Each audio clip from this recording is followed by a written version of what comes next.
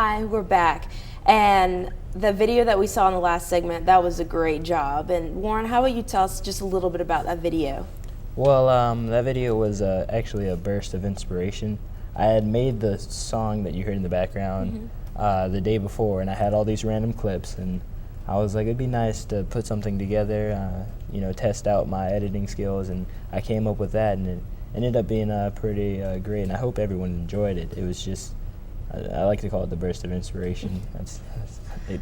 First thing that came to mind. Well, I loved it. I thought it was very good, and it was very artistic. I could tell even the style, the way you did it. Thank you. And so we actually have another video that you actually did and you created, and it's with me and Andrew, and it was an interview that we did, and I got to go to your radio station to see what it was like. So I want you guys to actually check out this video of Andrew, doing the radio station. Hello, it's kind of cool. Like, I'm here actually at the radio station with Andrew, and and actually, can you tell us like a little bit about like what you guys do normally to get ready, for the show? Well, what we do to get ready for the show is that, as you can see, the flags. There's posters up. There's a couple flags that you're gonna see. And what we do is we have one computer that I have set up for music that's playing right now on the air as we speak. We have that right there. As you can see that we're on Ustream. So if you just wave, that was, we are on Ustream. We bought a couple of wires for the background to make sure everything's set up. And we also, the most important thing is the power supply, because these are laptop computers. So these things, with the battery power that's going in, it can die out really quick. So we have our power supplies. And for the most part, that's about it. Just a couple of cords and the wires. So real easy setup for the show that we're doing. So, like, when did you think about wanting to be on radio? It came, the idea came from actually my mom. She wanted to do radio, and I kind of thought about it.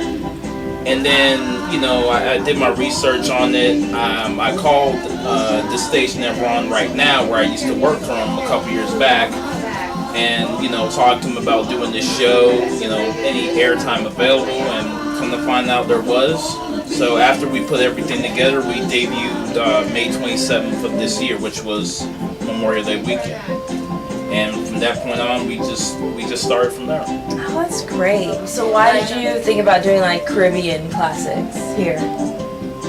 There is not, I hear all the time that there's not the music, the culture's not there, because there's not a big Caribbean culture. It's not like where it is in like Atlanta or South Florida or even Orlando or even New York, Canada. So we felt like this show was big because it gave a lot of people from the Caribbean, a sense of home. They feel like they're back in their homelands, and we just did this show, for them.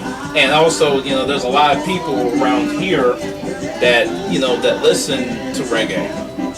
And then, we can educate them on like soca and calypso, and even what we're playing right now, like gospel reggae. So a lot of people, listen to it, but they don't really know too much about it. And one of the biggest bands in this area, they play reggae. So from that point on, we decided that, that's where we're going to focus on, just the core reggae listeners, and then everyone else will follow through. Oh, that sounds really, really great. And we're back, and it was great to go and get a chance to see, what exactly it's like for you to do, like what it was like to be like at a radio station. Because like all I've done is like call in, like try to do caller number 9 and try to win a prize. Caller number 9, never get it. Have to call again, still don't get it. But to actually be there and see all the equipment and all you have to do, it seems so complicated, but you did it, with ease, it seems so.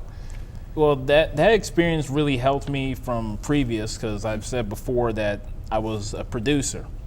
And, you have to make sure all the levels are set up, make sure all the mics, are clean and not sound like, somebody just muffling and just all that stuff. And I've been there before. It's kind of bad.